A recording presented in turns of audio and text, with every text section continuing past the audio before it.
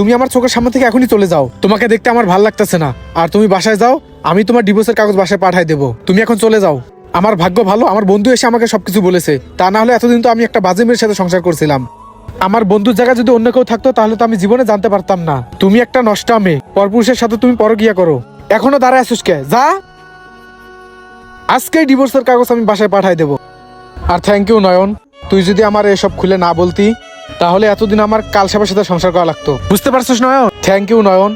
আর আজকে তুই এটা প্রমাণ করে দিলি বন্ধুর থেকে বড় আর কোনো কিছুই হয় না। তাম্বির, আমার কোনো ভাই নাই, আমি তোকে আমার নিজের ভাইয়ের মতো জানি। আর আমি কখনো পারবো না আমার ভাইয়ের বউকে খারাপ নজরে দেখতে এবং কি তার খারাপ খারাপ অফারগুলোতে রাজি হতে। আর তাম্বির, তুই চিন্তা করবি না, তোর সবসময় আমি দুঃখের সময় পাশে থাকবো, সুখের সময় পাশে থাকবো। আয় বন্ধু, তুই আমার বুকে আয়। থ্যাংক ইউ বন্ধু, তুই আমার এত বড় একটা কালসাপের থেকে বাঁচাইলি। বন্ধুরা, আমাদের এই সমাজে অনেক পুরুষ আছে যারা বউয়ের কথা উঠে বসে এবং কি তার বউকে অন্ধের মতো বিশ্বাস করে। এই বিশ্বাসের সুযোগটা নিয়ে তাদের বউর অনেক পরকীয়া করে। আমাদের এই ভিডিওটা ভালো লেগে থাকলে অবশ্যই টাইমলাইনে পাঠাবেন। ধন্যবাদ সবাইকে ভিডিও দেখার জন্য, এবং কি অন্ধের মতো বউকে বিশ্বাস করবেন না।